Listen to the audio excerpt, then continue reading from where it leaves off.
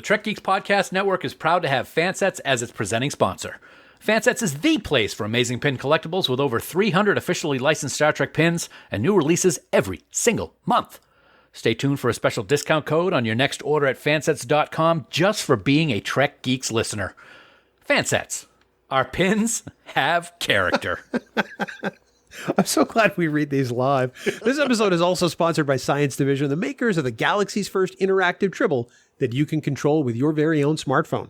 Find out more about this amazing collectible and sign up for their mailing list for special offers at sciencediv.com. Science Division. Trouble's never been this fun. Hi, this is Alexander Siddiq, Dr. Julian Bashir on Star Trek Deep Space Nine, and you are listening to the biggest little show this side of the Gamma Quadrant. It's the Trek Geeks podcast with Bill Smith and Dan Davidson.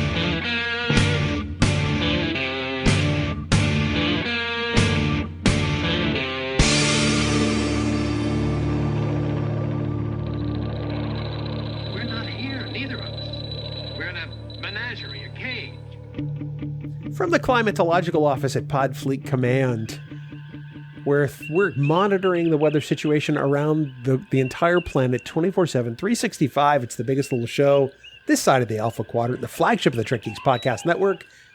Greetings to you, weather watchers all over the Alpha Quadrant, and welcome to the Trek Geeks Podcast. So glad to have you here for episode number, let me check my notes, 265.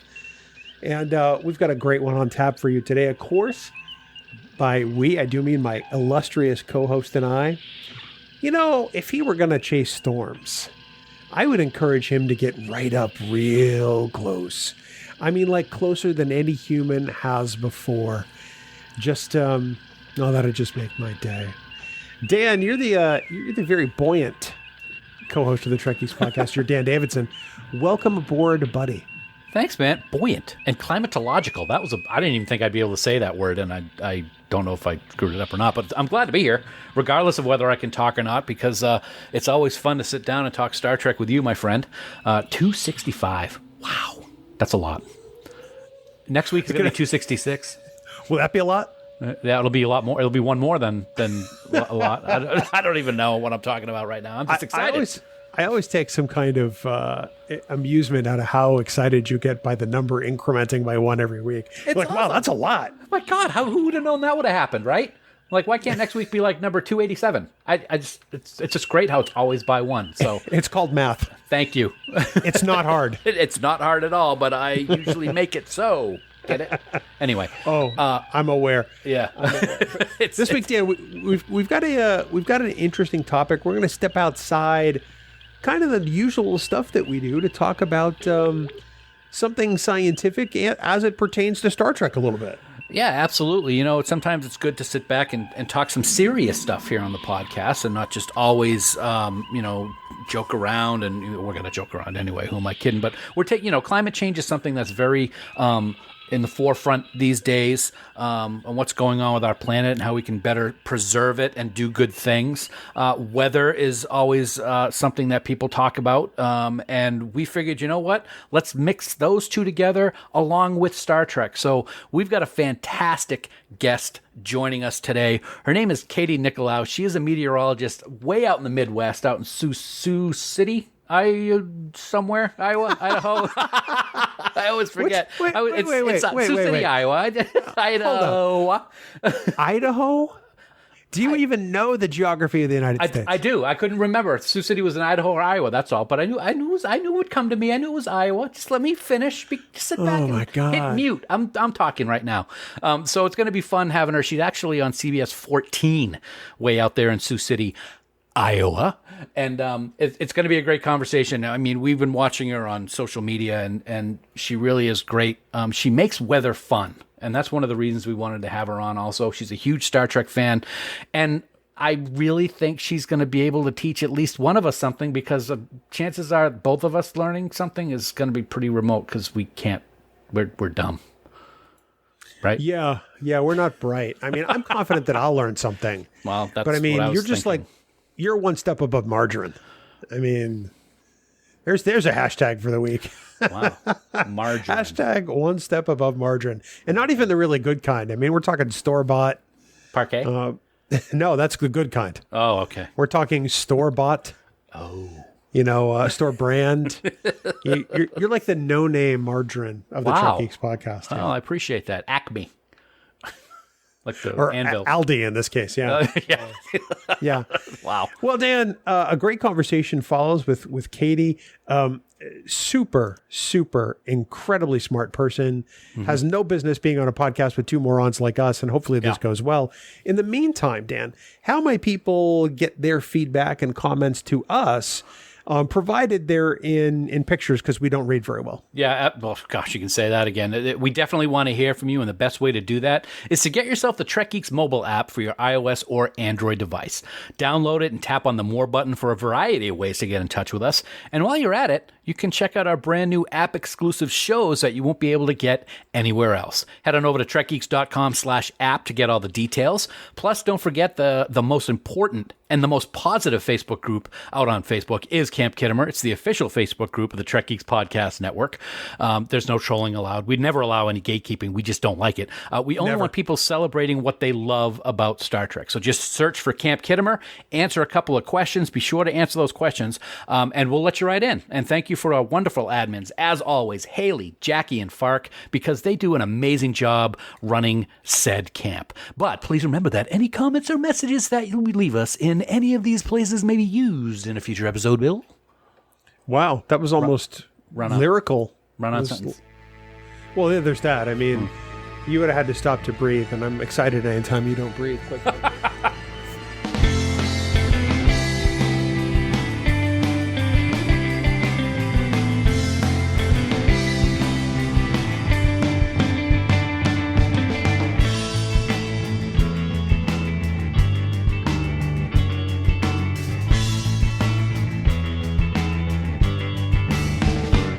Dan, as always, we want to take this moment to thank our friends at Fansets for being the presenting sponsor of the Trek Geeks Podcast Network. You know, it's insanely hard to believe that we are less than 3 weeks away from the 55-year mission tour and reuniting with Lou and John and the entire Fansets team in Vegas. Oh, my God. It's going to be great, Bill. And even more greater? Greater? I don't know. I don't know what to say. I'll allow it. Thank you. I appreciate that. That doesn't happen very often, but the fact that they are going to have a ton of new Star Trek pins for Vegas is just super in itself. I can't wait to see them and their new stuff in person. It's just going to be great. And you know what else is going to be greater, Bill? That's the Fan Geeks party on Friday, August 13th at Tommy Rockers. You and I always have a great time getting together with hundreds of Trek fans and giving away a whole lot of Fanset swag. And it's going to be a little special this year because we didn't get to do it last year. So we're going to have an absolute blast. Yeah, we really do, Dan. And we can't wait to see all our friends in Vegas in less than 3 weeks. Until then, folks, I mean, you know the drill. You know what I'm going to say. Head on over to fansets.com, put some pins or some of those pin locking backs, which are really key at the conventions, and all kinds of other accessories into your cart. And at checkout, be sure to enter this week's special discount code word, Plinko. That's Plinko in all capital letters for 10% off your entire fansets.com order. This offer will be good until July 28th, 2021 at 11:59 p.m. Eastern Daylight Time. Plus, I mean, don't forget, when you spend more than $30 on fansets.com, you will automatically get free shipping inside the United States. Fansets. Our pins have character. And we thank our friends at Fansets for being the presenting sponsor of the Trek Geeks Podcast Network.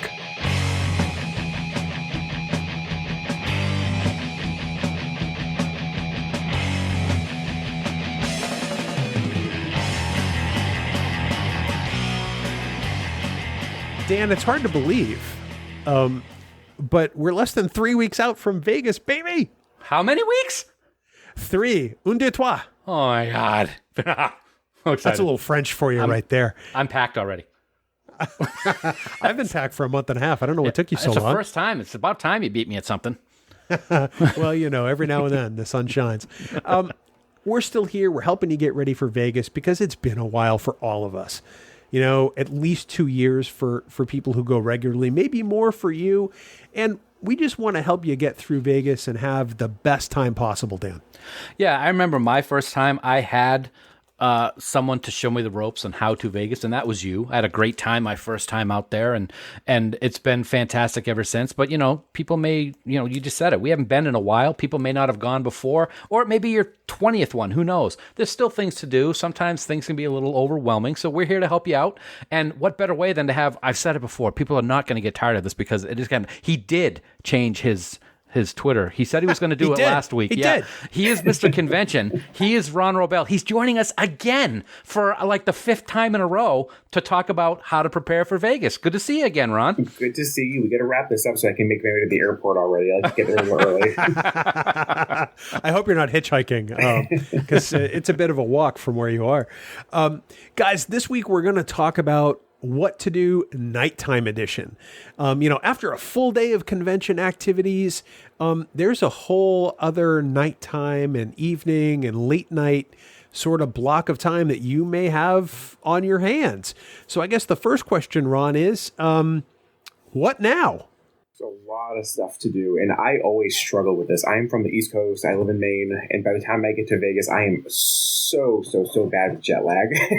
The first couple nights, 6 o'clock rolls around, and I'm in bed, but there's so much to do. If you think the days are busy, just wait for the nights. Between official events, unofficial events, there's always something to be doing. That's a great point, Dan. There are official events that happen at the con some of those nights. There's galas, there's concerts, there's Klingon karaoke in Jimmy's Place, the former Quark's Bar. There is no shortage of things to do at the con or even away.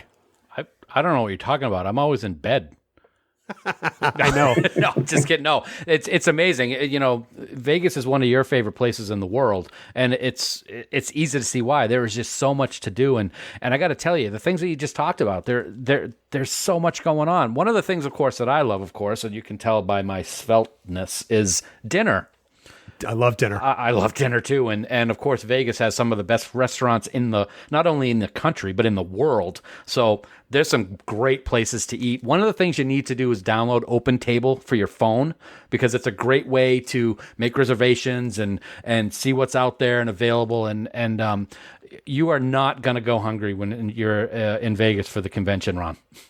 Absolutely, Open Table is great. I'm a big fan of DoorDash and Uber Eats too. That's a great suggestion. There's so much to do. I'm grabbing something quick, and they'll bring it to the room at the very end of the night, and it's a quick way to just grab something.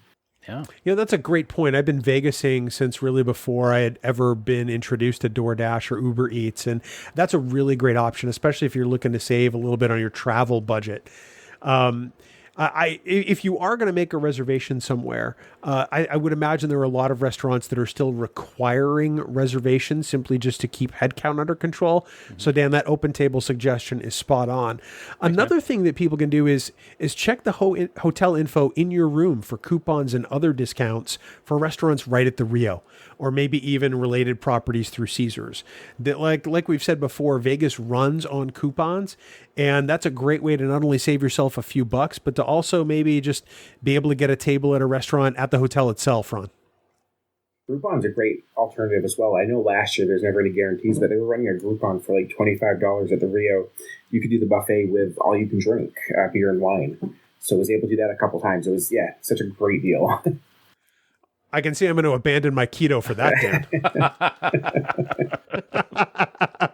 Well, another idea, too, is ask other Trekkies. I mean, because everybody Vegas is differently.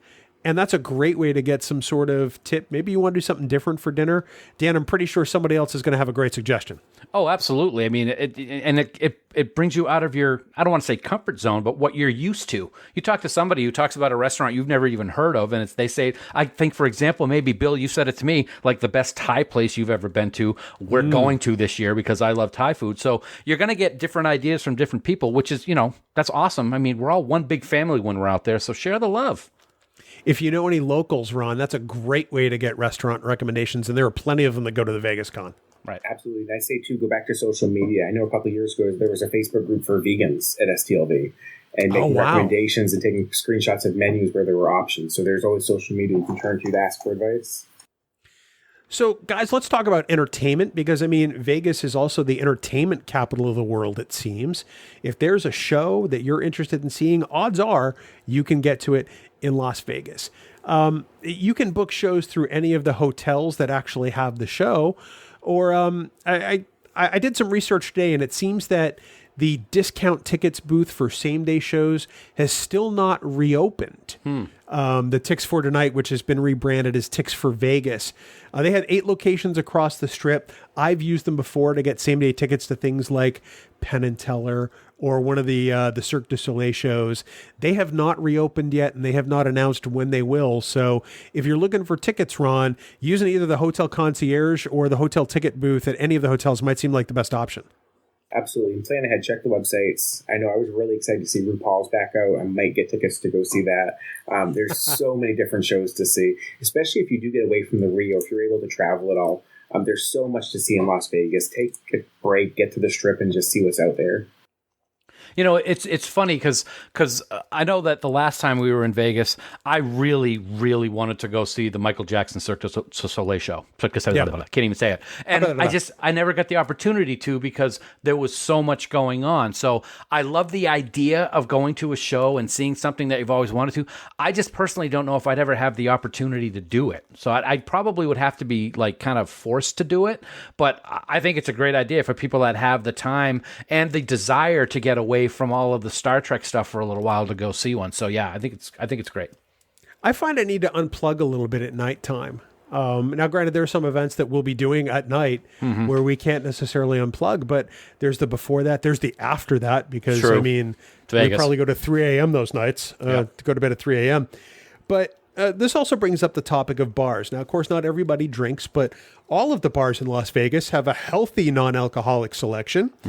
And in addition to bars like, say, at the Rio, like iBar and Masquerade, Ron, there are almost a literal ton of bars throughout Las Vegas. Fair statement? Absolutely. I don't think you could throw a stone and not hit a bar somewhere in Vegas. And if you're getting away from the hotel, check out Fremont Street. There is no better place to party at night and drink than Fremont Street.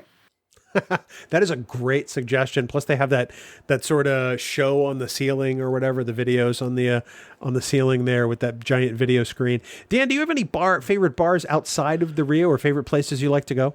I might steal some of your thunder because I want to talk about how much something that you love, and you actually brought me here once, and I absolutely loved it, and that's the Fireside Lounge at the Pepper Mill.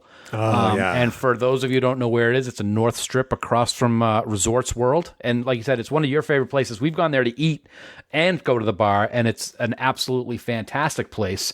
And I don't know if it was 3 or 4 years ago, we actually did a happy half hour at the High Roller Observation Wheel, where literally one of the cars is a bar, and you can drink as much as you want in that 40 minutes or half hour that you're doing you're on the wheel, and it's fun, it's awesome. But I got to tell you, the drinks are the sweet kind, rum mostly. So if you drink a lot of it, you're gonna have a headache later. That's personal knowledge. Some of us didn't have that problem. I'm just gonna throw that out there. Well, but I mean, if those aren't the drinks you like, there are an amazing array of brew pubs in the Vegas Arts District, sort of in between the North Strip where the Stratosphere is and Fremont Street. In doing research for the Fan Geeks party, I found at least a dozen brew pubs in kind of a 4 or 5 square block area, all of which have just amazing beers on tap that they brew themselves. In addition to that, I know one of my favorite stops is Margaritaville at the Flamingo. I do love a good Havanas and bananas. That's my favorite. I love it. And then, I mean, if you want to get some live music at the same time, Ron, there's also a place like Carnival Court outside of Harrah's. They do the flair bartending, and there's a giant stage, and it's usually a fairly big party vibe. But literally, there are hundreds more bars just within a 2-mile walk of Las Vegas. It's funny, too, if you go to TripAdvisor and look for the best bars in Vegas, there's literally thousands that pop up on there. It's absolutely incredibly the volume of alcohol in that city. But it doesn't have to always be alcoholic either. They all have non-alcoholic options. There's always something to find and do and drink and just enjoy. Absolutely. Speaking of things to enjoy, Vegas does have its share of attractions, both free and not so free. I mean, if you want to see something kind of touristy, there's the volcano eruption at the Mirage. I think it's every hour, but I'm sure Chris Trabuzio will correct me on that. But there's my favorite, Ron, the Bellagio fountains. It's where I proposed to my wife. It's where I just love to listen to Rat Pack music and see water shooting up through the air. It's still one of the best locations in Vegas. All of the Vegas hotels, the casinos, if you go to any of them, they're all attractions in their own right. A lot of them still have those theming. The Luxor is absolutely incredible when you walk through that property. Just the size and the grandeur of every single property. And they all have these little shows. Caesar's Palace has I forget what it's called, but they have a statue in the lobby that comes to life every half hour. And that's with right. a big lightning storm. Paris, the Paris Hotel, they have the Eiffel Tower. You can go up to the observation deck. New York has the roller coaster. Literally, there are so many attractions. You could almost make a whole week-long trip to Vegas and not do Star Trek stuff. What? Almost. Or gamble or anything. I mean, you could just do the attractions and the restaurants and still have a hell of a time. Dan, one of our favorite places to go that isn't free in Las Vegas is actually Topgolf. Yes. Oh, that is so fun. It is one of the most relaxing but yet funnest experiences we've had in Vegas. We've gone, how many times have we gone now? 2 or 3. At least. And it's just amazing. You could be on, this third story and you've got, lighted greens and music and sports and amazing food. It really is a great night of fun. And that is something that I would recommend you go to with a group of people, and just have a blast. Even if you don't play golf, even if you're like a certain co-host of mine, who doesn't play golf all the time, but we still have a great time. And every once in a while you hit one good there, buddy. I got to say. Well, but even the food is amazing at Topgolf. Food is so good. It really is. It's not just standard bar food. I mean, it's next level because it's Vegas. And then I usually wash it down with perhaps a potent potable, allegedly. But if you're going to Topgolf, get the street tacos because they are some of the best tacos I've ever had. Another favorite, place of mine in Vegas is just people watching on the Strip, Ron. It is one of my favorite activities because Vegas never disappoints in that regard. For real, not only the Strip, but Fremont Street again, where there's so much alcohol. The later in the evening it gets, the more entertaining some of the people become. That's fantastic. It's funny that you talk about those type of things. There's other things too. I mean, there's so many things that you can do. One of the things that I've done in the past is, the Wax Museum is one. Yep, that's one thing. I think there's like a neon museum. I haven't gone to it, but I've heard people talk about it. I'm sure there's like a gangster museum or something. I'm sure there's more than one, but or the you Mob could just, Museum. It's fantastic. And I'm sure if you look hard enough, you can find that cornfield where they killed Joe Pesci in Casino, but. Stop. Okay. The Mob Museum is really cool because they have a speakeasy in the basement. Oh, cool. And they have a great bar. So if you, after you take the tour, you go through the simulation, which is really kind of cool. I won't say any more than that. It's really kind of an experience that I wasn't expecting, and I had an amazing time at the Mob Museum. All kinds of great museums. There's Ethel M's Chocolate Factory in Vegas, which is a great side trip if you want to make it. But pretty much if there's something you're looking to do in Vegas, like, I don't know, drive construction equipment, you can do that too. What? Guys, less than 3 weeks away. I can't wait to see you both. Ron, I'm looking forward to seeing you more than Dan, but everybody should head on out to creationent.com today. Get all the info, book your tickets because it's going to be one heck of a week.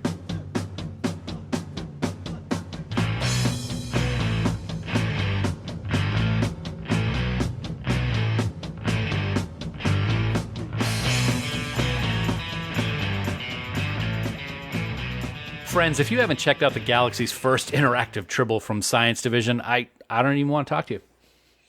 Wow, I do. because you need to know about this Tribble. It's officially licensed. It is just a truly high-quality Star Trek collectible, which we know you're going to want to add to your collection. I mean, we've got ours. Mine's within arm's reach. I've turned it off so it doesn't scream at Dan's face, as ugly as it is. Mm-hmm. But so much work went into creating this Tribble, right down to just some amazingly soft fur, Dan. I mean, it's just, whoa, hello, what was that?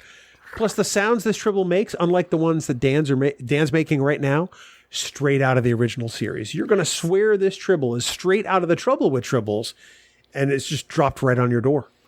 Awesome. Plus, the Science Division Tribble has its own app that you can use to control the Tribble. It's not necessary, but it is a lot of fun to make it scream at people like annoying podcast co-hosts that Bill just mentioned.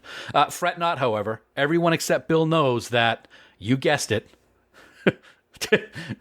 Tribbles are not dangerous. I hate you so much right now. But head on over to sciencediv.com right now to pick up one of the galaxy's first interactive Tribbles for your very own. And while you're there, check out their new and improved shop accessories section where you can get all kinds of Science Division stuff like, I don't know, mugs, maybe a Science Division t-shirt, or perhaps even the legendary Science Division tote bag. Tote bag, love it. Science Division. Trouble's never been this fun. And we thank our friends at Science Division for sponsoring this week's episode. If you're looking for some great Star Trek t-shirts or maybe even some other gear to add to your life, especially before Vegas, because you want to gear up, then be sure to check out the Trek Geek store on TeePublic. In addition to our own merchandise, you can directly access all of the officially licensed Star Trek shirts on the TeePublic platform just by going to shop.trekgeeks.com. Yeah, and when you use that link, you're automatically helping to support the Trek Geeks podcast network with every single purchase, whether it's from our store or not. With over 150 designs available and new merchandise being added all the time, you're bound to find something perfect for the next Trek Tuesday and for Las Vegas. Plus, TeePublic is constantly having special sales and discounts, like right now. So you'll want to check back often, like today. It all starts by going to the Trek Geeks shop today at shop.trekgeeks.com.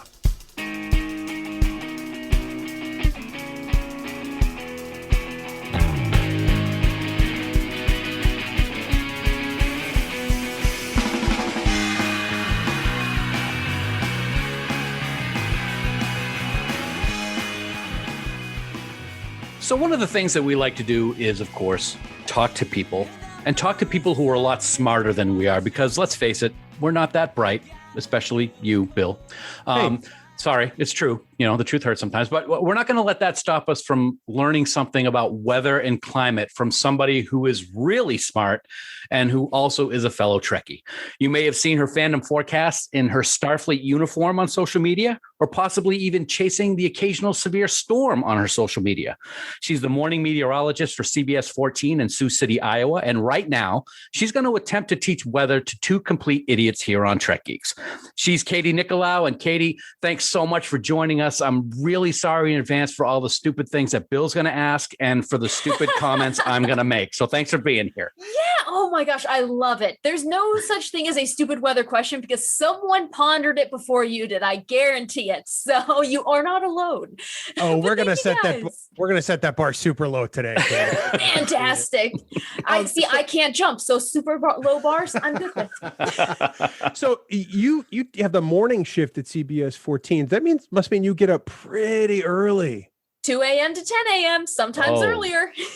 Wow, man. And if you guys really want to feel it, I can't have coffee and caffeine. So this is just natural energy running. And eventually I'm going to hit the age wall where I just crash. We've been talking to you for like 2 minutes before we started recording and I'm already exhausted. Yeah. Dan, I'm exhausted from the sound of your voice. Thank you. There we go. Yeah, excellent. That is amazing. We're going to talk about a lot of things today. We're going to talk about some real climate stuff. We're going to talk about some Star Trek climate stuff, which will be cool. But Katie, how did you get to be the morning meteorologist there in Sioux City, Iowa? Well, you have to take it all the way back until I was about 4 or 5 years old and was in a tornado, not purposefully. It was great. My family, well, not great for my family, I'm sure, but for me, we were all in a car and we were driving back home, and it was at night. We had no clue what was going on, and a tornado passed right on top of us. That was the first experience. And little old me was like, I love the colors and shapes, and this is so cool. And so my parents, being the amazing people that they are, they bought me a bunch of weather books, and I went out to the library and I got as many books as I could and watched the Weather Channel, of course. And so I just kept building on that and building on it. And then another tornado hit my house, and I was like, I'm sold. I got to do this. So I went to college for it 4 years later, went to Sioux City, Iowa for the morning job, and I've been here ever since. Wow. So bad things for good things, I guess. Exactly. Did your love of Star Trek have anything to do with you wanting to become a meteorologist, or does it just go hand in hand? My love of Star Trek is actually one of the reasons why I can actually be a meteorologist today. It's really quite fascinating because back in middle school, I got to the point with anxiety and bullying that I actually didn't leave my house. And I skipped about a month worth of school. I couldn't even go on stage in a group band concert. I couldn't deal with people. And then, I start coming out of the anxiety and I start watching Star Trek. I just happened to walk in and my dad was watching it one night and he was like, hey, watch this. And I was like, yeah, anything to not go to bed. And so I watched it and I fell in love. And it was, of all the episodes to start out with, The Next Generation, Gambit, part 1. Oh, wow. No one starts on Gambit. So I started watching it, and then it actually helped me in my brain work through my anxiety, and especially germophobia, which heck of a time last year, guys. But it actually helps me figure out, okay, scientifically, you're not having a heart attack. You're likely just anxious. So you're fine. And it allowed me to get back into performing and being in marching band and getting out in front of people and eventually being on TV. And so that's why I'm a huge proponent of fandom and Star Trek, because you never know who needs the help and how it can help them in their own special way. You know what? That is so wonderfully stated. And I couldn't agree with you more. We found in the almost 7 years now we've been doing Trek Geeks that this fandom is amazingly supportive. If one person is having a rough time, they rally. And it's really kind of awesome, Dan. Oh my God, it absolutely is. And that's one of the things that I've been so excited about over the course of time going to STLV. Of course, last year we had the year off. It's that sense of camaraderie and helpfulness. And even when you're not out in Vegas, on Twitter, I just saw it today. Somebody says, I'm really having a bad day. And it was one of the Star Trek people. And there were probably 150 comments of, you got this, we got your back, hope you feel better. That love in the Star Trek universe is it's palpable. I mean, it's something that you can see and feel every single day. And just hearing something like that from you just makes it all that much more real. Oh, absolutely. And I'll bet you there's a ton of other people out there who have a similar story where, you find Star Trek or whatever show may be, and you just get so attached to it for different reasons in your life. And you come together and you actually get to meet other people. That's one of the blessings of social media. Like, everyone talks down on it, but that's one of the great things is I have friends from across the world who share the same interests that I never would have met. Right. And now, you have a support group along with the show that you love, and it just makes it so much better for you. Well, and plus, I mean, it gives you, as somebody who is, in a science-related field, the ability to educate on a worldwide level, which I think is pretty amazing. It's not just Sioux City, Iowa, and the Heartland. It's the other side of the world potentially, and that's got to be pretty amazing. Oh, it's incredible because I never expected it to happen. I started out making these fandom forecasts, just, alliteration, that'll work. We'll just put that in ink and go for it. I thought, I'll make it to make people smile and to amuse myself.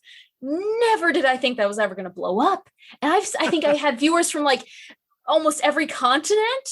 And I'm just sitting there like, this is incredible. And the support and everyone who's just been amazing because of it, no matter where they are. Mm-hmm. Oh, I just love it. Okay. So you're in a field that is always something that I've been interested in, but I just was never smart enough to do anything with it. So I've got the biggest question I've got for you that probably anybody's going to ask. What's the easiest way to translate Celsius to Fahrenheit? Because I noticed that in a lot of all of the things that you do for the Star Trek stuff, you always do in Celsius because that's what they do in Star Trek. So I still can't figure out. I know that 32 is 0. That's about it. There you go. No, there's an easy way. You either use math or Google. Both of those work perfectly fine. And to be honest, I use the internet. It's fine. If you're out in the field and you're just drawing in the dirt equations, then there's something else that's a problem. If you're not in the internet, you don't need to convert to Celsius. Like, you're fine. You lost Dan at math. Yes. Yes. Yeah. Oh, it's insane. To get to this point in meteorology, I had to take calculus 1, calculus 2, calculus 3, partial differential equations, linear matrices, and equations, something like that. And I'm one class away from a math minor, and I just couldn't take it anymore. It was awful.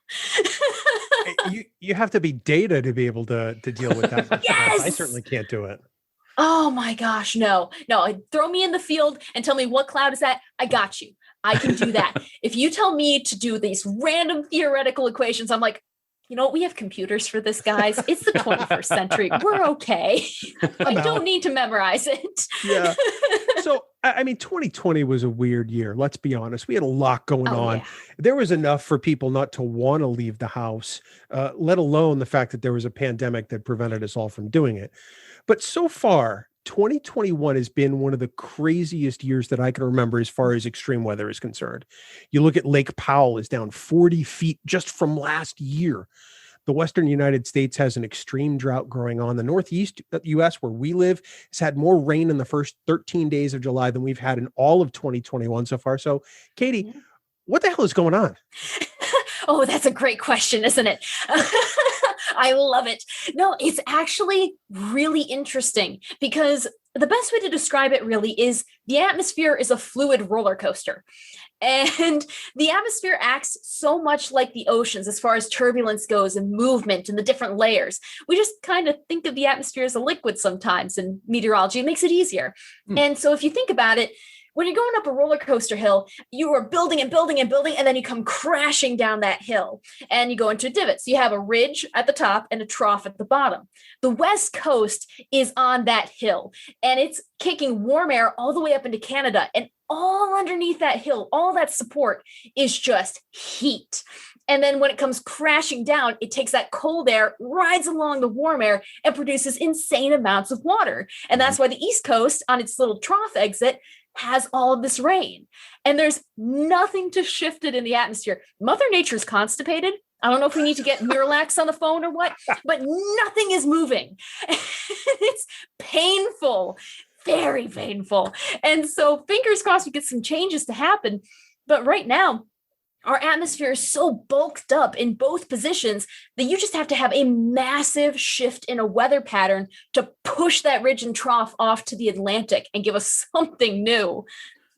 Is this something that, I'm sorry, let me jump in here real quick. Yeah. Is this something that is normal in terms of it'll happen every, 150 years, every 100 years that we get this type of situation? Or is this really a one-off that meteorologists are just like scratching their heads on? Yeah, well, it's really interesting to talk about it in terms of the 100-year events. Those are typically something in an interval of 100 years that we see in meteorology. And say, I think it was the 1930s, back in the 1930s, the central United States was baking just like the West Coast is. And it varies by time to time. Like, you'll never have an exact date of week matching up with week 250 years apart where you have the exact same heat. And so we're going to set new records because, you're shifting the timeline for as long as we've recorded our information. And so technically it is a brand new record. You have all this heat. This is something you haven't seen before for that time of year, but it is relatively normal for occasionally a pattern like this to set up. Thankfully, it doesn't happen more often than it does, but thankfully, it breaks apart pretty easily most of the time. But every couple hundred years, it seems like we start to see these patterns emerge where someone's going to get baked. And it just so happened it was the West Coast. Wow. So going back to Lake Powell as the example then, how long could it theoretically take for that water level to rise? I mean, I'm guessing it's going to take more than a couple of good rainy days. And since you've mentioned it is kind of like a roller coaster and a cycle of sorts, how long could that impact be felt? Oh, it can be felt for more than a decade, depending on if this pattern changes, which no one wants to hear, sadly. But the thing is there's so many different ways it can recover. You can get heavy rains that fill it back in. You can have heavy snows in the winter that when they melt, they drain back down and they fill it in. You can have both. Fingers crossed you get both. But then, of course, you run into the alternative where if you've been so dry, the ground's just like a shrunken sponge. It's like, yes. And then when the water falls, it's like, no. And then it just shunts it off as runoff. And then you get flooding. And then the problem's still there because the ground can't absorb the water. So theoretically, the best way to get it to go back down would be to have nice multiple day rains, multiple month rains, and then a ton of snow in the winter. Good to know. Bill doesn't like snow. I hate you snow. don't like snow. And he's in the Northeast. I'm born and raised in the Northeast. You know what it is, Katie? I feel like I'm freezing all winter long.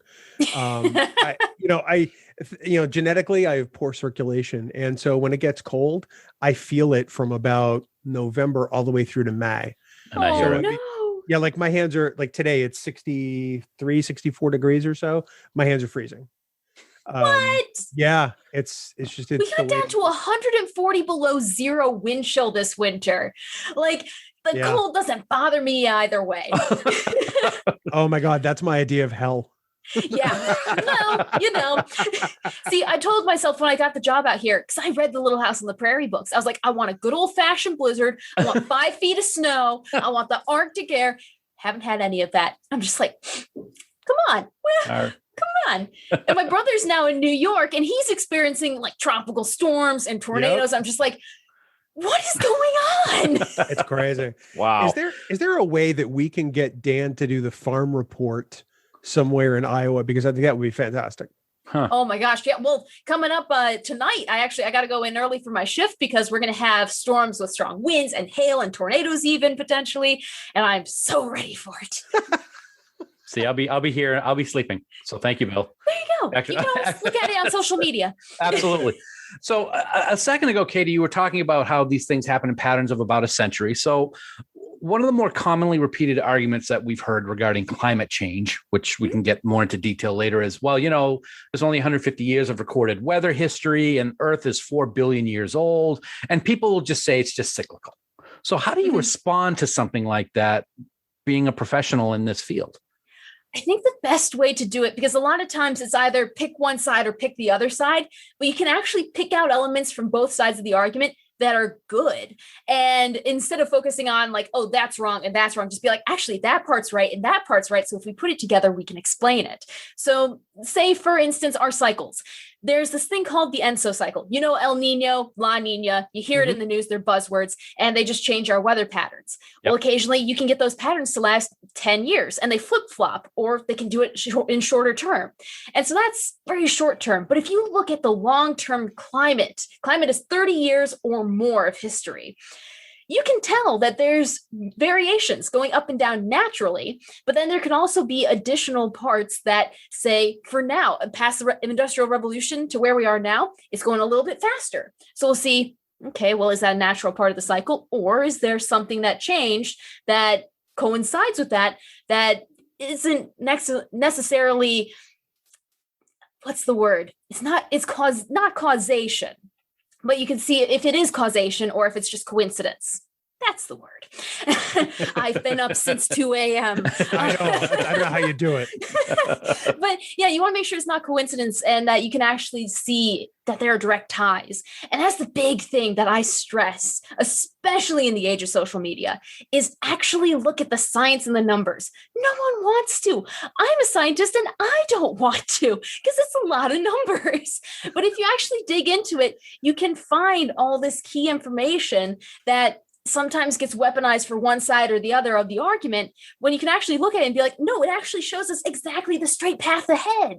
And that's what I always tell people is like, don't just take someone's word for it. Go out and do it yourself because you will find so much more. So what I'm hearing from you right now is, okay, the doctors during COVID have been saying, look at the science. And now you as a meteorologist is saying, look at science.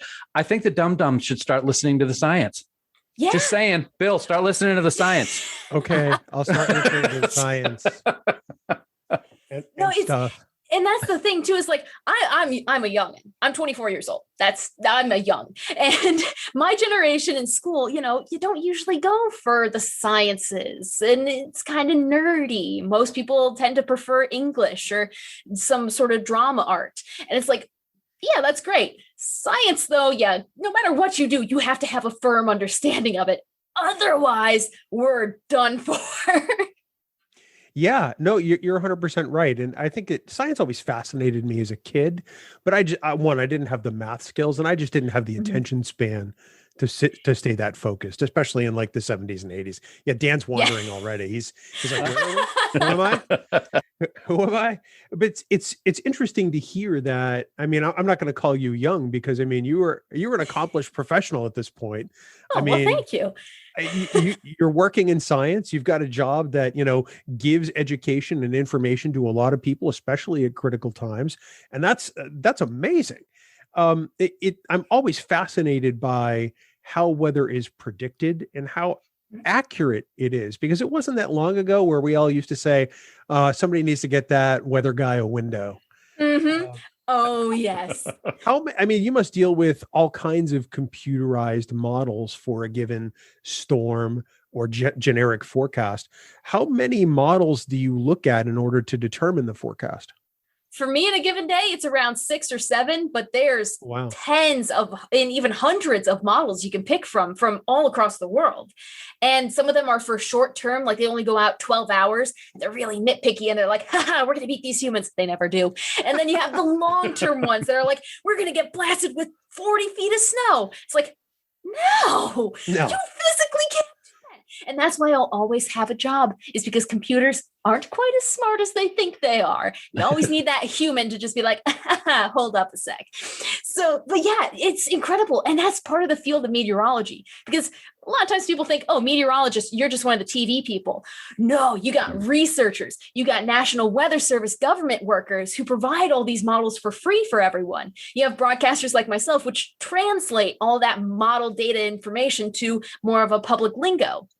Then you have people who just entirely go out and storm chase, which I like to think I'm a hybrid of that, because I do enjoy myself a good tornado.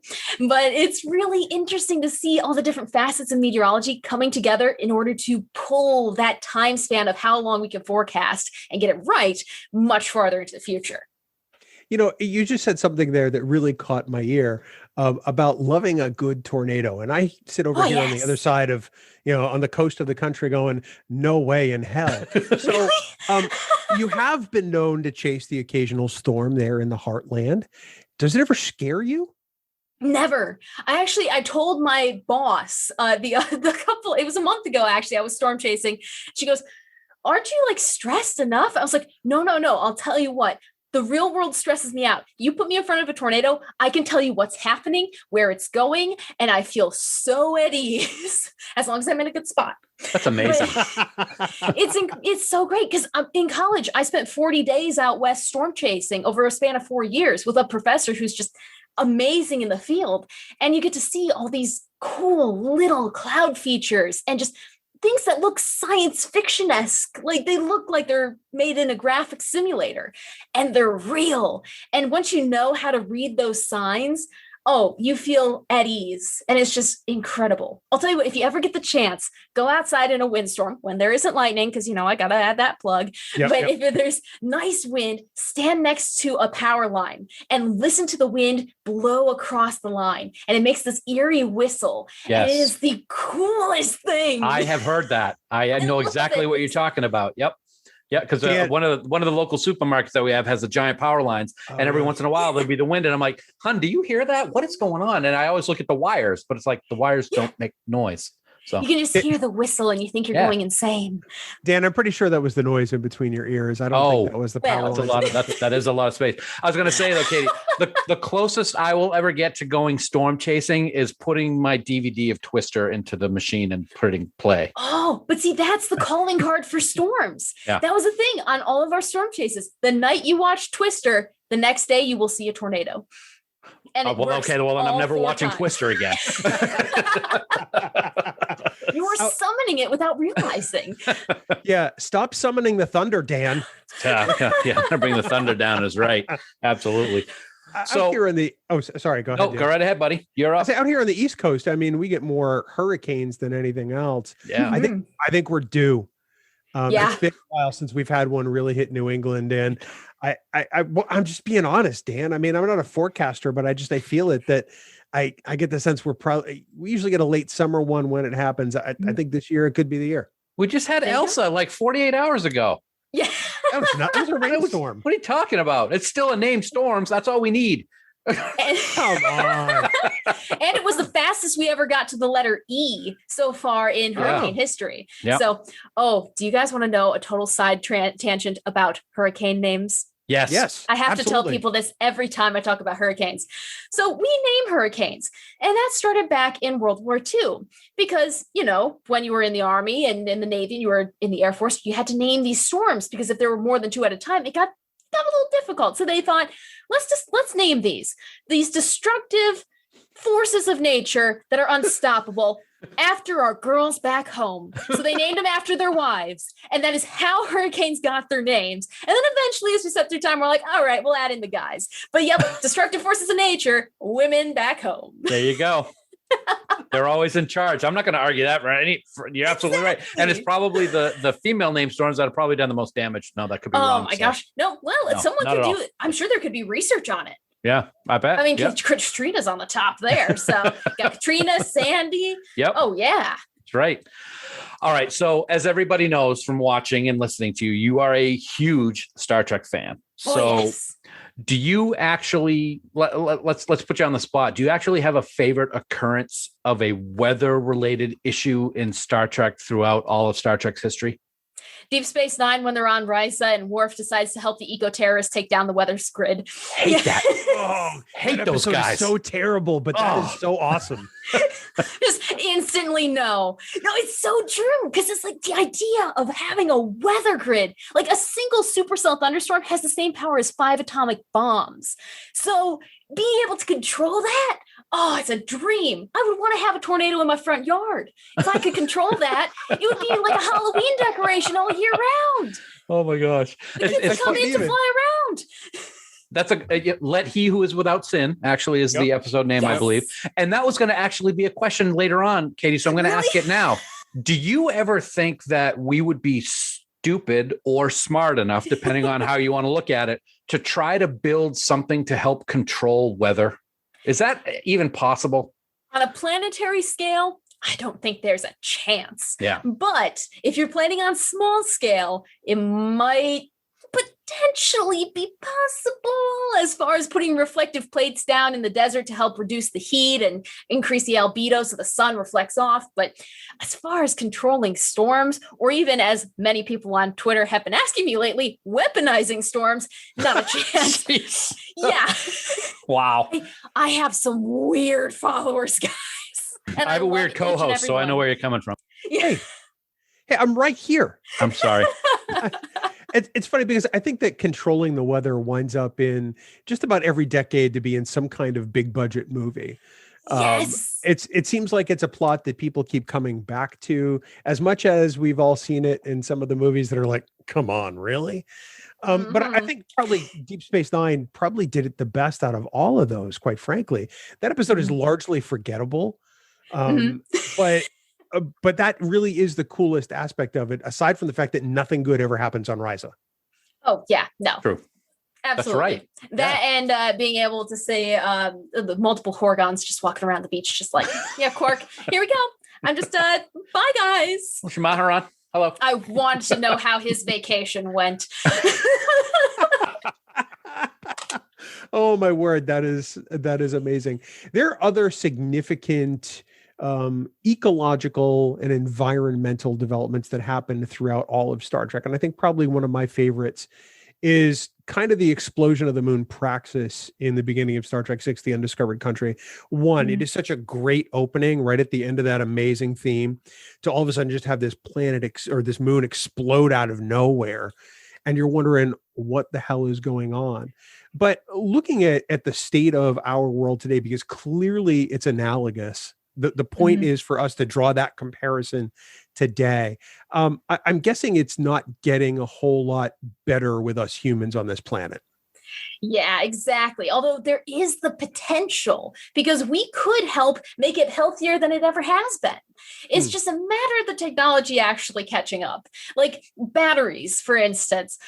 We really haven't improved that technology in a long time. No. But if we get them to be better, more efficient, not to give off all that extra heat, like when you charge your phone and it's just cooking in your hands, you're losing energy, you're wasting energy in the form of heat.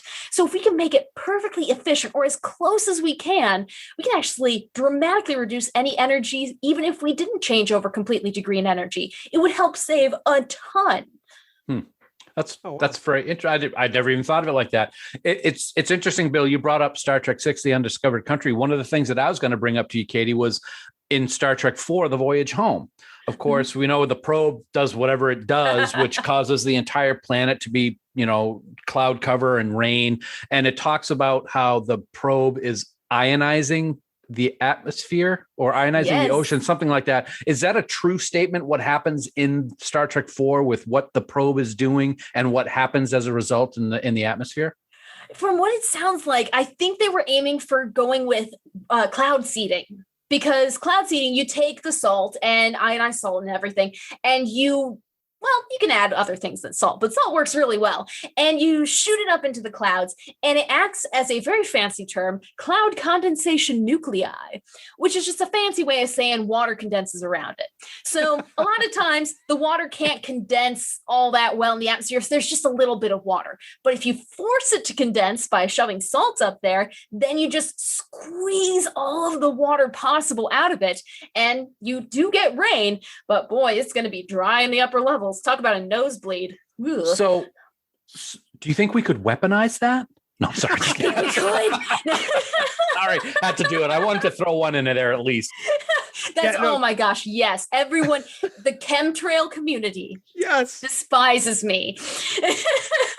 I saw your photo on Twitter today or yesterday or whatever. Oh, that made me so happy. I saw it. I was literally pushing a shopping cart and I went, no. And I shoved my shopping cart to the side and I took a picture with this like anti-chemtrail bumper sticker. I'm like, this is incredible. Oh my God. This is the most fun we've had on Trek Geeks in a long time, Dan. Ever. I love it. This is amazing. There are other Star Trek episodes that deal with other kinds of environmental impact. And off the top of my head, there are two that strike me as very similar, with areas of subspace being affected. And that's Force of Nature in TNG, where we get the warp speed limit that is never mentioned again. Oh my God. And then Discovery Saints of Imperfection, where we sort of have that that meeting of real space and subspace, and we get Dr. Culber back and that kind of thing. If you were going to draw an analogy to from those episodes to something real world today, what would jump first to your mind? I think the first thing that would jump in is don't push technology to the point you harm nature, which I think is what they were really aiming for, especially with the TNG episode. It's like, all right, guys, you can go super fast and have all these fancy flying machines and planes, but think about how you're killing the Earth, sort of a thing. It's just like with the warp speed and killing subspace and just... It was definitely one of those broad brush strokes, but you could see what they were doing there. And so I think they were really trying to push, maybe eco-friendly regulations on transportation for sure is one. Yeah, I think you're probably right about that. I mean, it strikes me as the kind of thing that at the time in the 90s, people were like, oh yeah, that's kind of, all right, that's fine, whatever. But I think a lot of people in rewatching that episode have discovered really kind of the subtext behind it. And it's amazing to me when people sort of have that light dawns on Marblehead moment and go, oh, that's what that's about. As if Star Trek has never talked about serious things before. Right. Exactly. Yeah. So in season 3 of Discovery, this year, Katie, and I assume you're caught up, so I'm not going to give away any spoilers. When Discovery shows up in the future, they crash land on the planet. And one of the things that Bill and I talked about on Discovering Trek was I didn't like what happened when the ship crash landed on the ice and then was being taken over by parasitic ice. And Bill's like, that's a real thing, dude. And I'm like, what are you talking about? I don't know if this is meteorology, but I'm going to ask it anyway. Is parasitic ice real? Because it sounds funny. I've never even heard of it.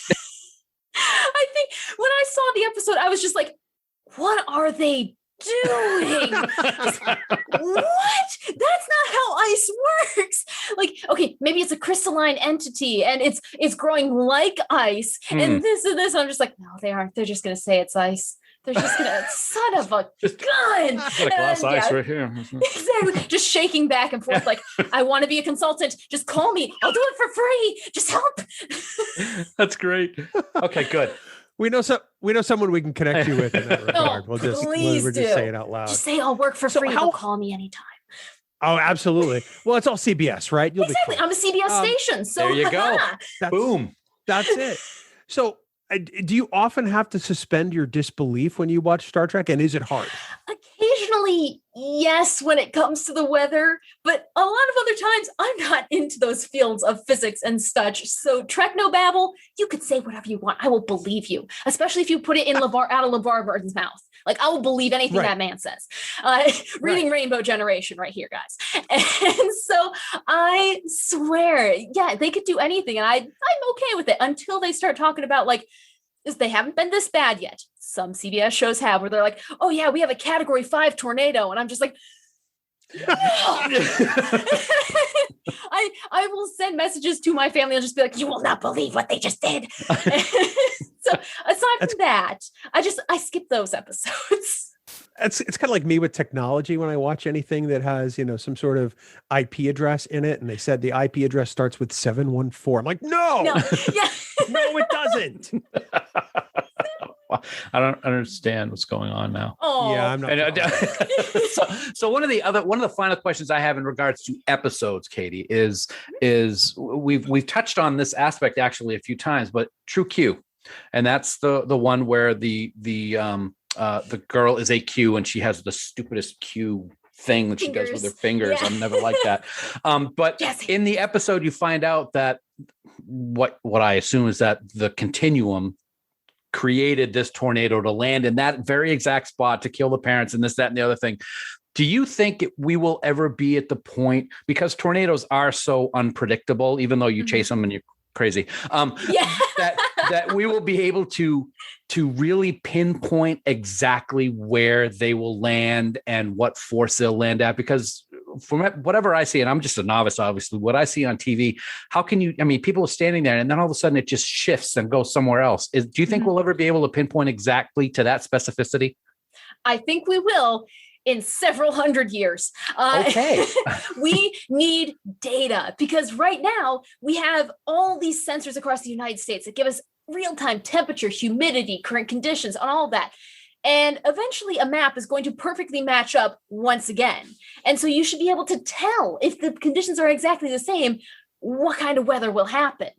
And especially if we can collect that data, because like we said, we're only maybe 100, 150 years worth of reliable weather information at this point. Mm-hmm. You go a few hundred years into the future, oh yeah, we'll be doing 10-day forecasts that are actually reliable. They aren't right now. Don't trust them. And everything else, it'll all fall into place. So eventually when I go into cryostasis and wake up in 200 years, I'm hoping my job will be a lot easier. And just to clarify, when you say we need to get data, we need information and not a Dr. Soong created positronic android. Okay. Although I swear data could save us so much time. I know. We could just tie him to a rope and throw him into a tornado. Like, he would be the sensor. It'd be perfect. I like that. That's an episode right there. That's an episode. Let's pitch that. Literally. Data. So what I'm hearing you say is that this 10-day forecast on my handy dandy phone is not only garbage. I should probably just watch my local weather professional. And if I were in Sioux City, Iowa, that would be you. Most definitely me. Yes. Even though apparently I can't get cameras to work. But that's okay. No, it's seriously the phone apps that come onto your phone, like the generic weather Apple app or Android app, useless, because that is computer models. That is purely computers. If you go with your local station and your local meteorologist, better odds are that if you download their station's app, you will get actual personalized forecasts. Because I know for me and all the other company stations that work with my station, we have to type that in every morning. And so it works out beautifully if you download a local news app or multiples. Who knows? You can make a competition and put bets on who will be right, because we do that. We genuinely do that. Who wins? Oh, me all the time, of course. We all do. Definitely. We all win. Exactly. Everyone wins in the end.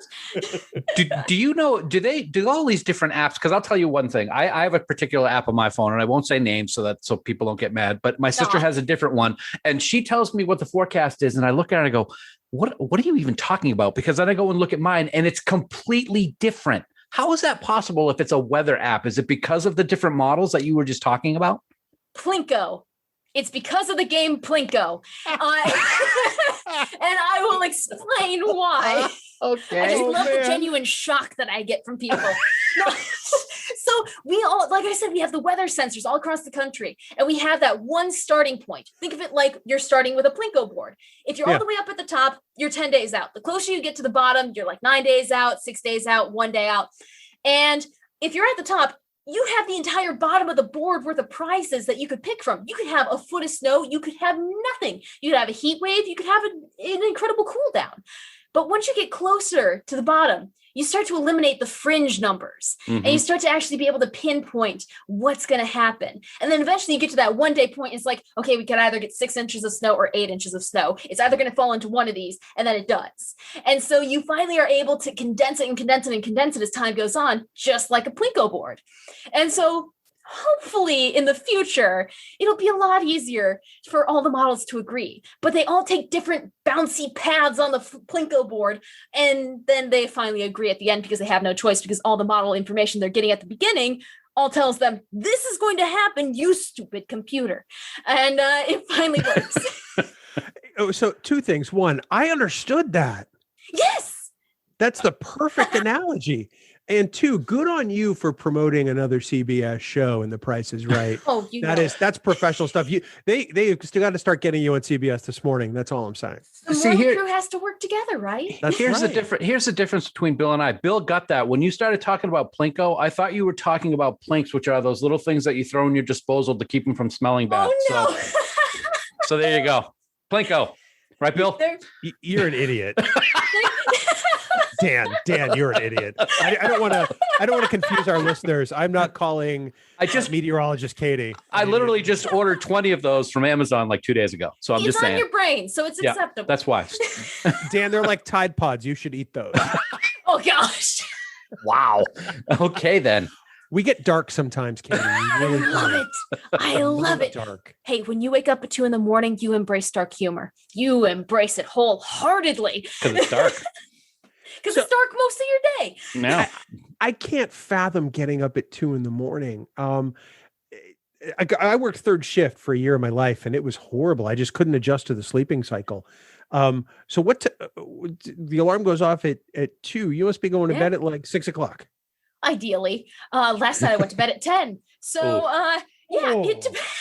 And I'm still disenergized. But no, it's true.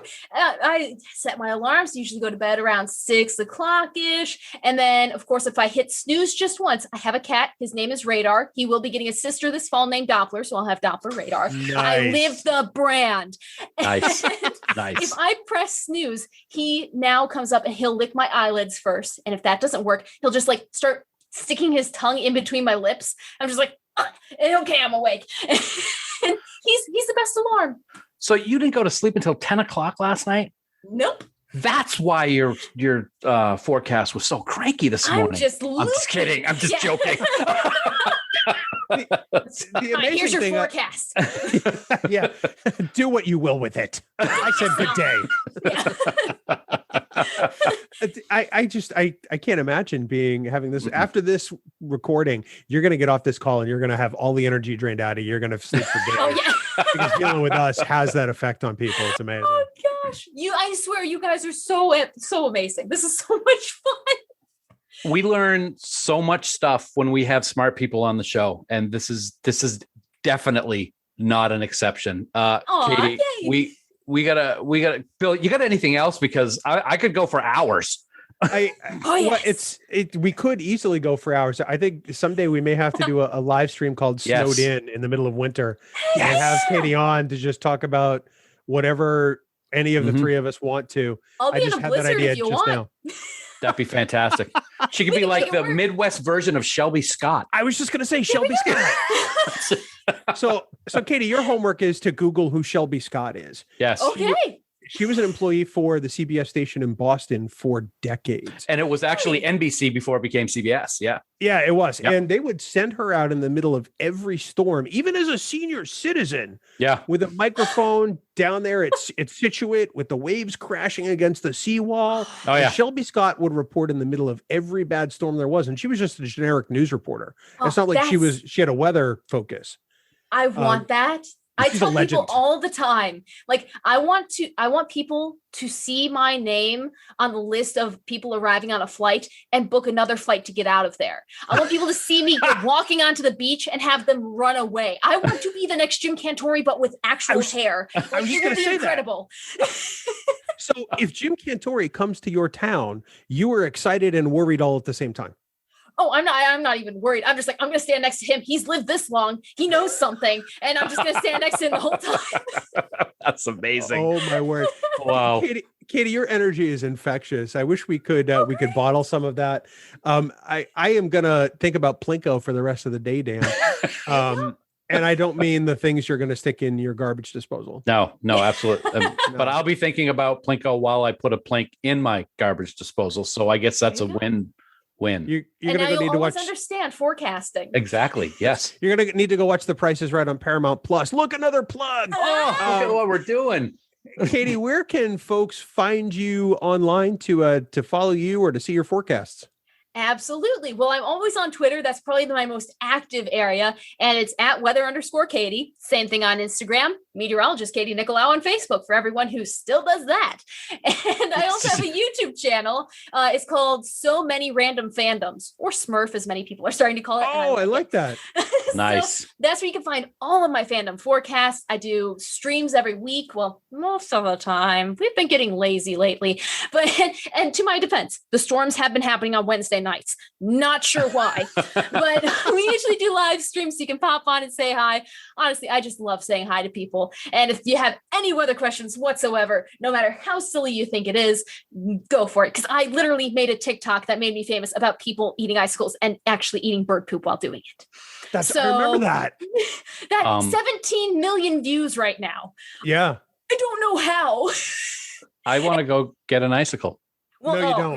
No, I don't. No, I don't. But if you think about it, going from 5th grade, afraid to leave my house, to 17 million views from anonymous people on an app, I mean, that is, and Star Trek is at the base of that journey. So Awesome. it's incredible. Well, Katie, I got to tell you, your enthusiasm is infectious. And we cannot thank you enough for being here, sharing your story, sharing your love of Star Trek, teaching us things about the weather, teaching us things about how to better make your garbage disposal smell clean and fresh. We really appreciate it.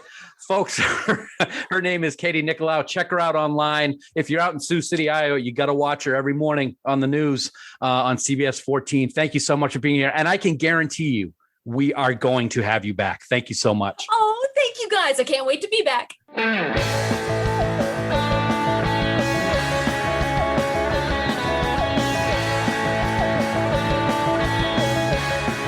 Well, Dan, I didn't imagine that you and I could actually learn something that we'll retain. But who knew that weather was Plinko? Plinko. I love that. They smell so good. Oh, wait a minute. Sorry. No, I'm sorry. I keep screwing that up. You are such a bonehead. So I got to say, that was probably my favorite moment of the conversation when she said that 10-day forecast is Plinko. And it's so true. And it just goes to show that she is a lot smarter than us because she makes things easy to understand for two dummies like you and I. It was great. What a fun conversation. She's awesome. Totally fun conversation. Well, Dan, we're going to do something a little different right now. Yeah, we are. Because earlier this week on July 20th, Season 3 of Star Trek Discovery was released on DVD, Blu-ray, and special steelbook. And we are so excited for this for two reasons. One, it was an awesome season. And two, we're going to actually give away some Blu-rays to lucky listeners. Yeah, it's just absolutely awesome news, man, because like you said, season 3 was so awesome. It's actually my favorite season of Discovery so far. And we're thrilled to be able to give three copies away to listeners, and it's going to be so easy for you to get in on this contest. So we got to say this first. This offer is only good for United States residents, and all you need to do between now and next Tuesday, July 27th, 2021 at 9 p.m. Eastern Daylight Time is head on over to Twitter, tag Trek Geeks, tell us your favorite moment of Season 3, and use the special hashtag TrekGeeksDisco. And buddy, did I mention that in addition to the Blu-rays of Season 3, we're also going to give each one of those 3 listeners a special USS Discovery NCC 1031 hat? What? It's awesome. It's beautiful. It's really nice. I want one. The hashtag is Trek Geeks Disco, all together, no spaces. Be sure to use the right hashtag in order to qualify. Dan, it's too bad you can't get one because it could cover up that horrible noggin of yours.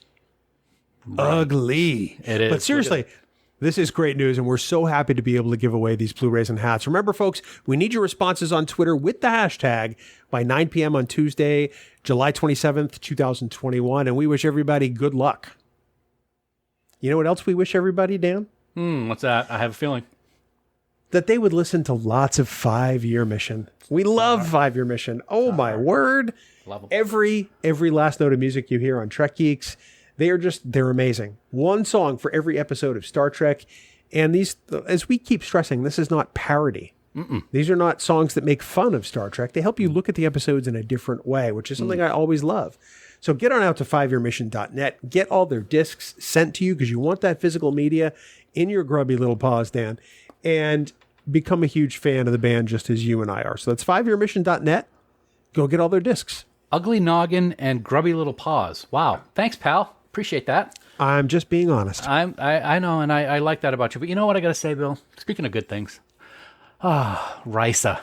You know, I know I've said in the past it isn't my favorite place, but you got to admit, it's pretty relaxing, man. Sitting there on the beach, listening to 5-Year Mission music all day long, having a nice drink, looking awesome in your swim trunks, I'm sure, too. Oh, no. You know, having a Horgon sitting next to you, you know, with that awesome music playing, looking the way you do, and that statue on display, you're just begging for someone to come over and offer you Fark Maharan.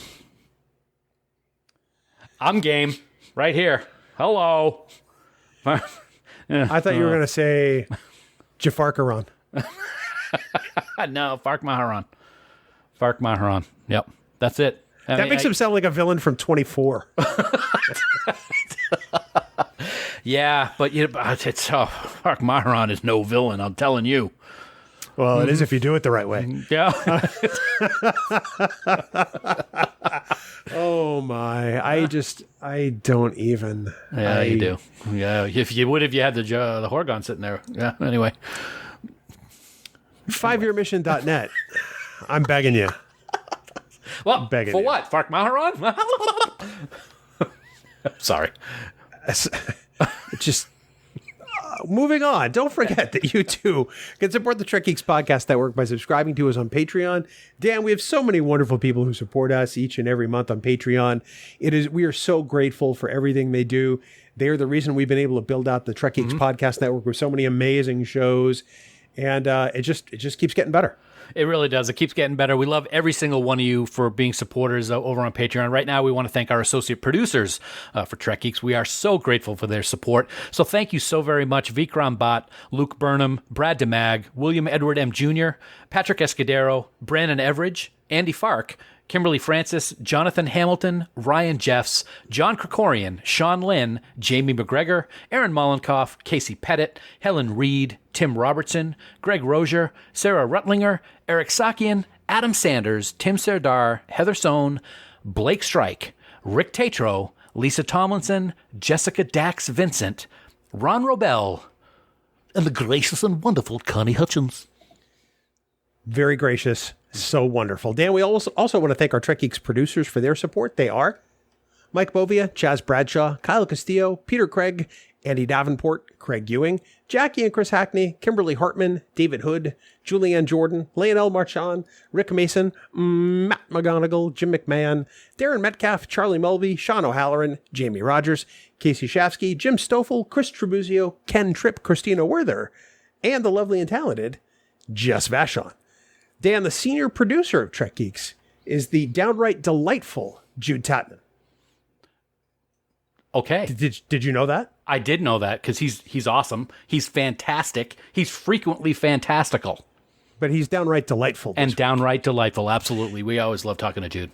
You know, you too can become a producer on the Trek Geeks Podcast Network, and it is so easy to do. Head on over to patreon.com/TrekGeeks for all the details. Dan, next week, we're going to talk about something we typically talk more about on Discovering Trek. Yeah, indeed we are, man. You know, earlier this week, Season 3 of Discovery was released on DVD, Blu-ray, and limited steelbook. And since we're giving away some copies, we figured, why not talk about Discovery for a change? So next week, we're going to talk about our favorite parts of Season 3. And, we're also going to have a conversation with some guy named Anthony Rapp. Yeah, that's right. Stamets is in the house right here next week on Trek Geeks, the flagship of the Trek Geeks Podcast Network. Now, we have to thank CBS right off the bat because they made Anthony available for a short duration during some press for Star Trek Discovery Season 3. We're grateful. It's not the longest interview we've ever done, but it's a good one, and we hope you'll tune in next week. For even more great Star Trek discussion, we want everyone to check out the other member podcasts on the Trek Geeks Podcast Network. In addition to Discovering Trek, Rewind, Polytrek's 5-Year Mission, Deep Space Pride, Infinite Trek, The Divine Treasury, Sci-Fi Sisters. There's now also Science Station 2, Drawn to Trek with Aaron Harvey, and With the First Link. We think we're done adding podcasts for now, Oh, my Dan. God. Hit the brakes, Pally. Well, maybe you should step in and intervene because I am out of control. All right, I will intervene. You can find all of our podcasts, including where to listen, by visiting, just imagine, trekgeeks.com/listen. I like that. The Trek Geeks Podcast Network. No one talks Trek like we do. Nobody. And of course, for all the news on all the Star Trek CO, please visit our great friends at treknews.net. For now, this has been episode number 265 of the Trek Geeks Podcast. We do hope you all live long and prosper. Thanks for tuning in. Tomorrow's forecast, coconut. With high degrees of coconut and a low overnight of coconut. Music for Trek Geeks is provided by 5-Year Mission. They're writing an original song for each episode of Star Trek. Hear more of their music at 5yearmission.net. Trek Geeks is a production of Coconut Media Works. Executive producers Bill Smith and Dan Davidson. For more great Star Trek discussion, discover the other shows of the Trek Geeks Podcast Network at trekgeeks.com or find us in Apple Podcasts, Spotify, or your favorite podcast app.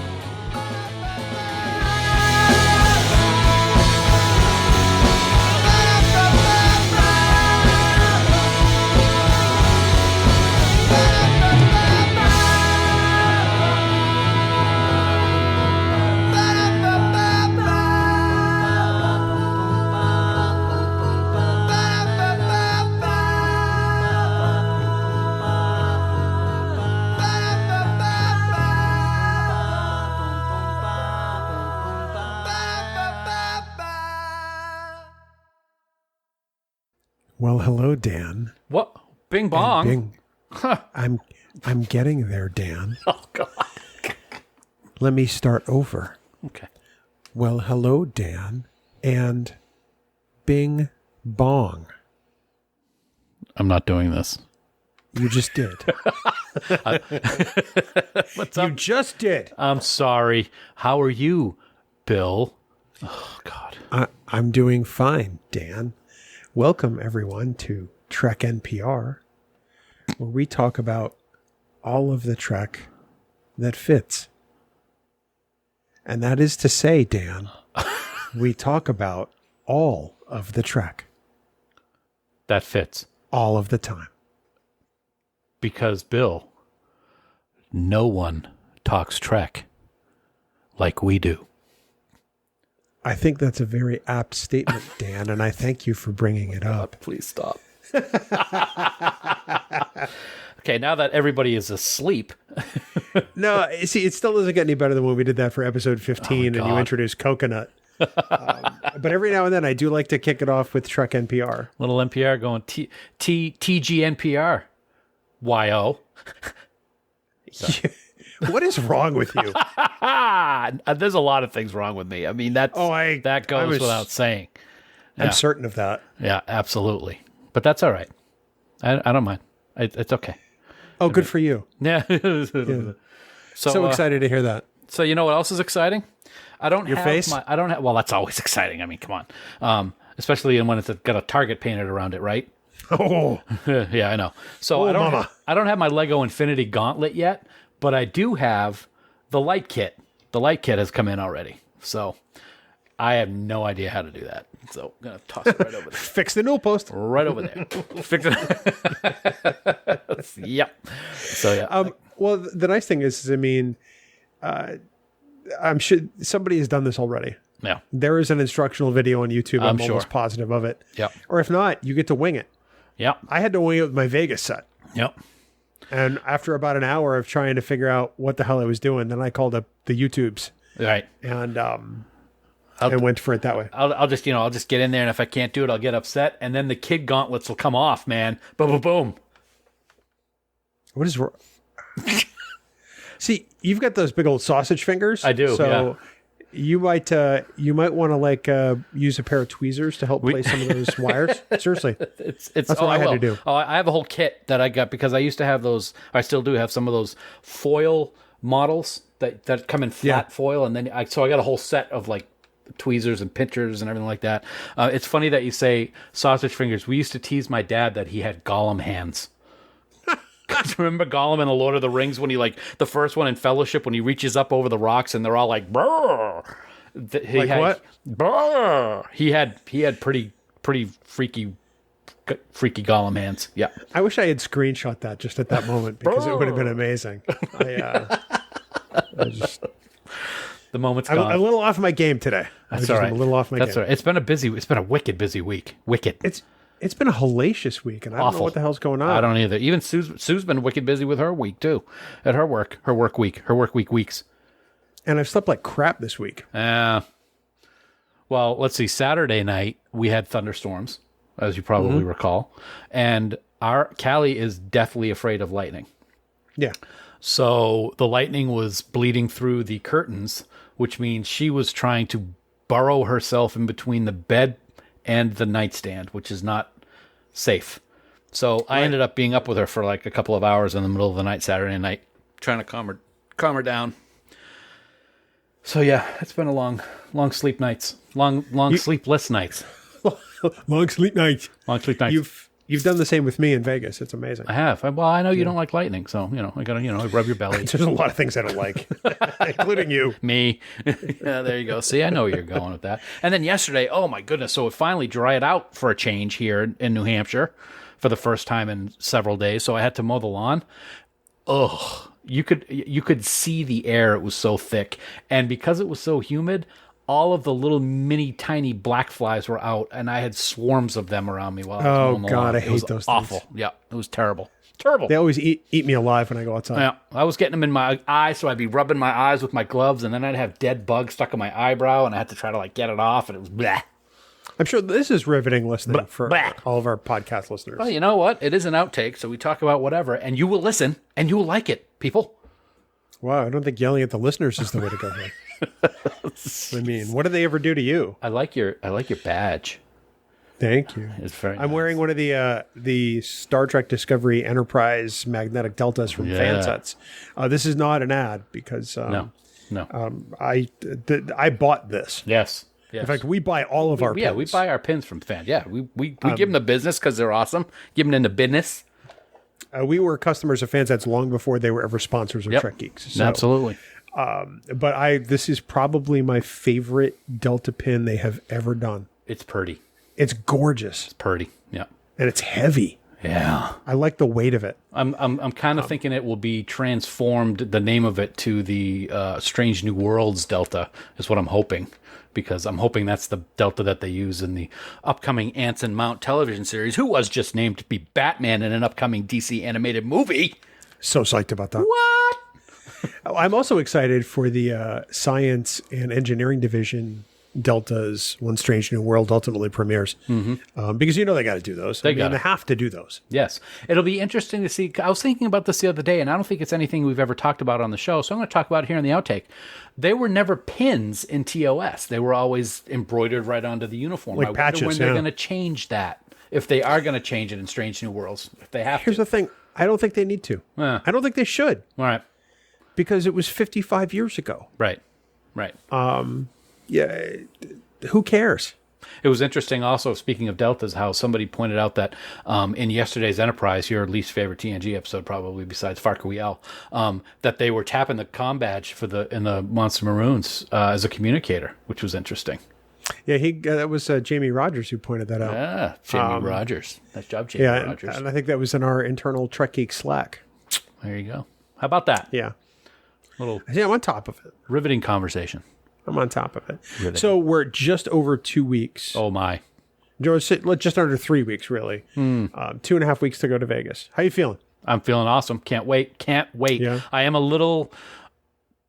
concerned isn't the word. I think the word or words is more pissed off about the fact that morons are not getting vaccinated, and as a result now they're starting to talk about masks in places, and Nevada's recommending masks for indoors, and that's just going to be a pain in the ass. I'll do it. I'm fully vaccinated. You're fully vaccinated. We're smart people. We're not dum-dums like so many millions that haven't gotten vaccinated. So, and I don't care if I'm calling out the people and they get mad at. If you haven't gotten a vaccination, you're an idiot. Thank you. Full stop. Well, okay.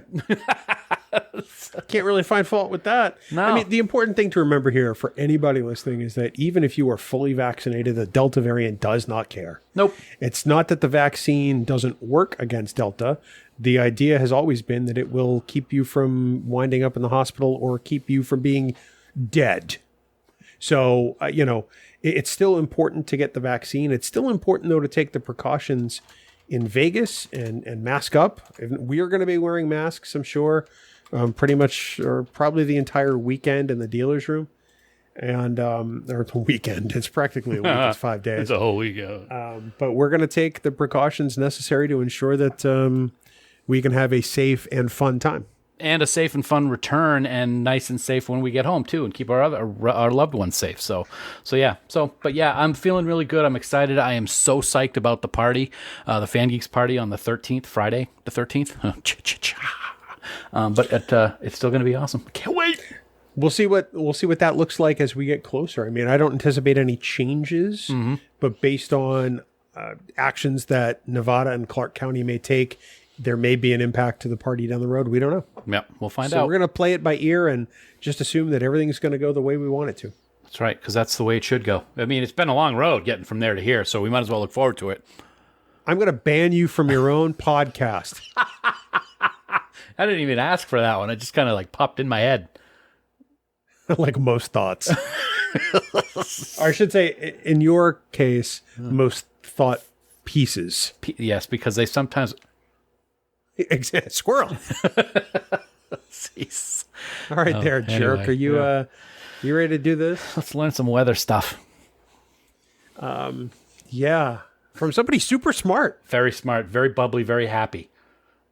Yeah. Very, very energetic. I don't even like the word bubbly because it's not really accurate in this case. Yeah, true. Energetic is a good way to put it. Yeah. She just is, she's got to have the Energizer Bunny had an Energizer battery. She's got to have a warp reactor going on because she is just that on the go. It's amazing. She is. It's going to be a fantastic conversation. I know it. Despite the fact that you'll be there. Here we go. I will be there.